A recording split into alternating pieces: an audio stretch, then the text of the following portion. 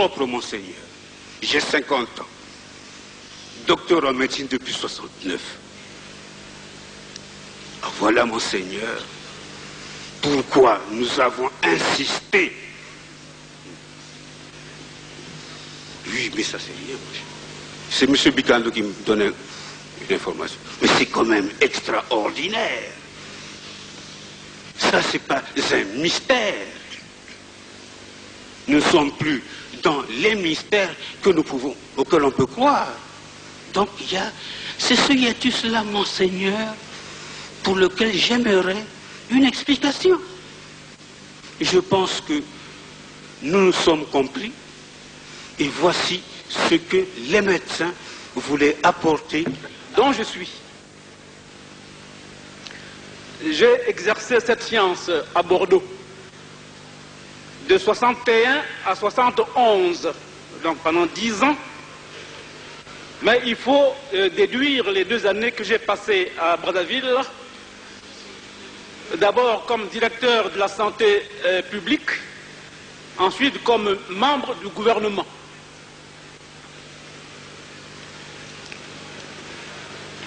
Donc, après avoir exercé 8 ans cette branche de la médecine, j'ai acquis des réflexes qui consistent à étudier les lésions, à les regarder, à les palper, soit à l'œil nu, soit au microscope. Et voici ce que j'ai observé sur le corps du président Marien Ngouabi lorsque la mission confiée au ministre Koukabemba est arrivée à la morgue.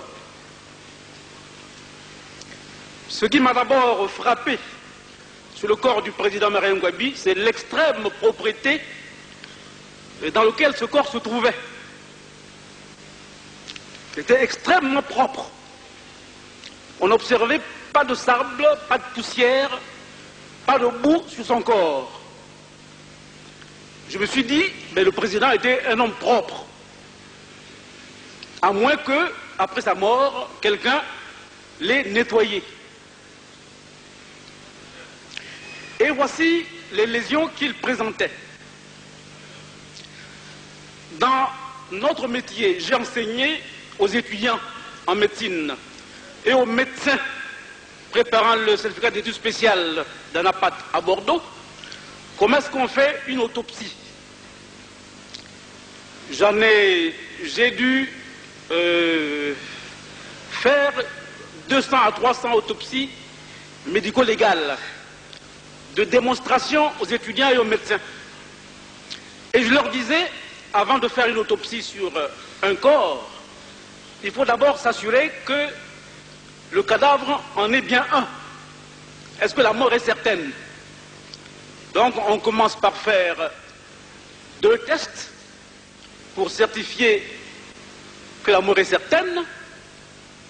Le premier, c'est l'artériotomie. On coupe une artère et on voit si le sang qui en jaillit en saccade ou si c'est un courant mou. Si jaillit en saccade, c'est que l'individu est vivant.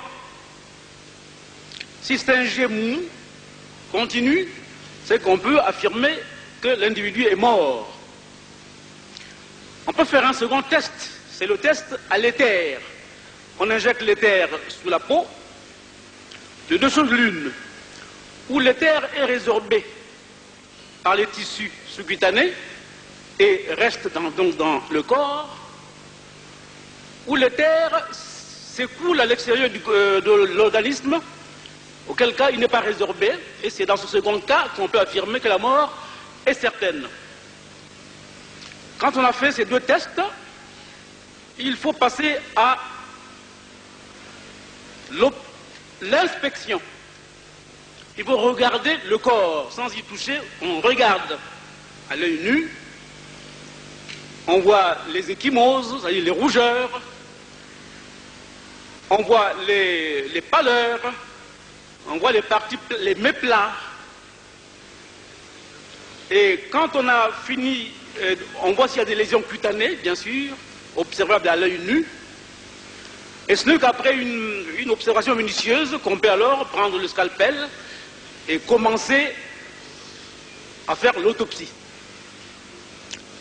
Donc, instinctivement, quand je me suis retrouvé devant le corps du président Ngouabi, je l'ai inspecté. Et qu'est-ce que j'ai vu? Couché sur le dos, on ne voyait que les lésions siégeant sur la face antérieure du corps, sur le ventre ou sur le visage. Et le président portait une vaste cicatrice étoilée au niveau de la partie droite du menton. La peau avait volé en éclats. Et il suffisait d'écarter les lambeaux de peau pour se rendre compte que l'os maxillaire inférieur avait lui aussi volé en éclats. L'os avait éclaté. Et on envoyait les débris sous la peau. Voilà donc les lésions qu'on observait sur son visage. Le ventre était indemne de toute lésion. Par contre, lorsque nous avons tourné le corps de manière à regarder le dos, et toujours d'instinct, j'ai observé, sans le dire à mes collègues qui étaient avec moi, il y avait 6 points d'impact de balle. Le premier point d'impact, c'était au niveau de la nuque. Un point d'impact assez étroit, une blessure assez étroite, arrondie. En découpant, en broyant tout ce que se trouvait sur le passage de la balle. C'est-à-dire quoi? La peau, bien sûr, les tissus mous, les aponevroses sous-cutanées, les muscles, les artères, les veines, les nerfs. Et parmi ces éléments, un élément essentiel, la carotide droite, qui donc avait été sectionnée par la balle lors du passage de la balle. Voilà donc, alors c'est cette lésion que j'ai pensé qui avait entraîné la mort immédiatement, comme venait de le dire le docteur Koukabemba. Quant aux autres points d'impact de balle dans le dos, il y en avait 5, éparpillés et assez éloignés les uns des autres. Je me suis dit, ces points d'impact, à moins qu'ils aient correspondu à des coups de pistolet tirés plusieurs fois, devaient correspondre plutôt à une rafale. Ça a été ma pensée, ma déduction immédiate, mais rafale qui pour moi devrait être tirée d'assez loin, parce que ces balles sont restées dans le corps, ne sont pas sorties par le ventre.